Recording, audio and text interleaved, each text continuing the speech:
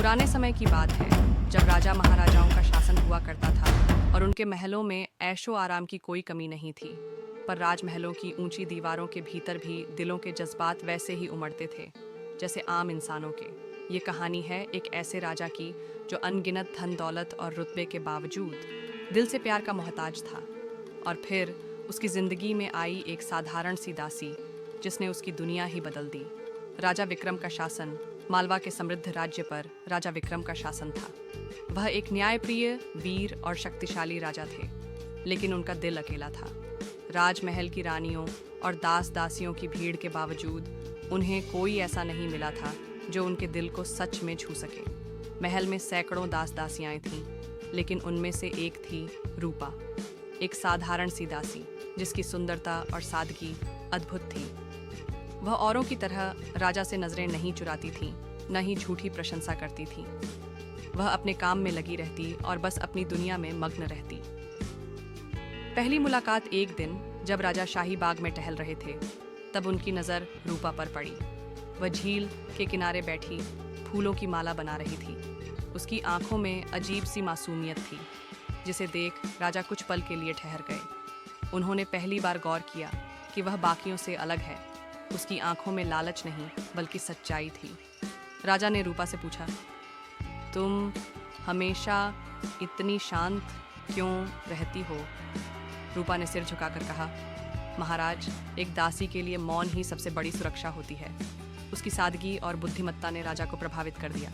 समय बीतता गया, लेकिन राजा को अब अक्सर रूपा की तलाश रहने लगी। जब भी वह महल में होते, उनकी नजरें उसे ढूंढतीं।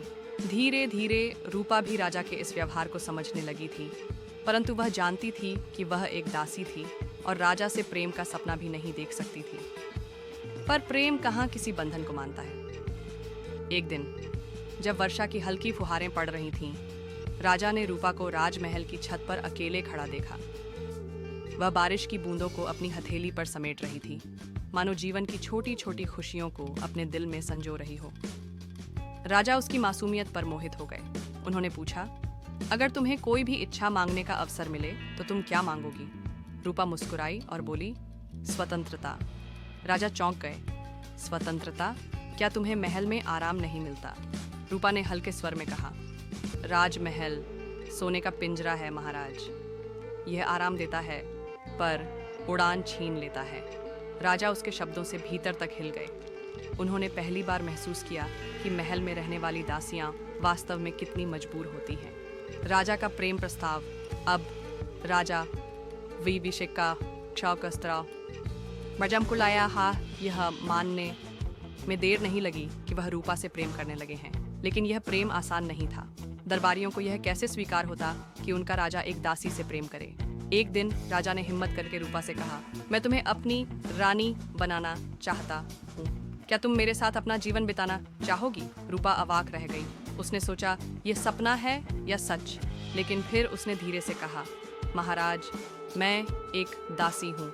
यह समाज कभी हमें स्वीकार नहीं करेगा। राजा बोले, अगर यह समाज हमें स्वीकार नहीं करता तो मैं इस समाज को बदल दूंगा। जब यह खबर महल में फैली तो हड़कंप मच गया। दरबारियों और मंत्रियों ने इसका कड़ा विरोध किया। उन्होंने कहा कि एक दासी को रानी बनाना प्रजा के लिए गलत उदाहरण होगा। महल की रानियां सब भी क्रोधित थीं। राजा विक्रम के सामने एक कठिन परीक्षा थी। उन्हें अपनी गद्दी बचानी थी या अपने प्यार को चुनना था। राजा का बड़ा निर्णय। राजा ने घोषणा की कि वह तब तक विवाह नहीं करेंगे जब तक पूरी प्रजा इस विवाह को स्वीकार नहीं कर लेती। उन्होंने राज्य में एक बड़ा समारोह आयोजित किया और अपने प्रेम की सच्चाई लोगों के सामने रखी। धीरे धीरे जब लोगों ने देखा कि उनका राजा कितना दृढ़ निश्चयी है और रूपा वास्तव में कितनी समझदार और सच्ची है, तो विरोध कम होने लगा। आखिरकार जनता और दरबारियों ने इस रिश्ते को स्वीकार कर लिया। कुछ महीनों बाद राजमहल में धूमधाम से राजा विक्रम और रूपा का विवाह हुआ। वह जो कभी एक साधारण दासी थी, अब महारानी बन गई थी। लेकिन उसने अपने संस्कार नहीं बदले। वह अब भी विनम्र थी, सरल थी और राजा के साथ हर परिस्थिति में खड़ी रही। राजा विक्रम और रानी रूपा का प्रेम एक मिसाल बन गया कि प्रेम जात पात, ऊंच नीच और अमीरी गरीबी नहीं देखता। वह सिर्फ दो सच्चे दिलों के बीच पनपता है। समाप्ति इस कहानी से हमें यह सीख मिलती है कि सच्चा प्रेम हर बंधन को तोड़ सकता है, हर कठिनाई को पार कर सकता है।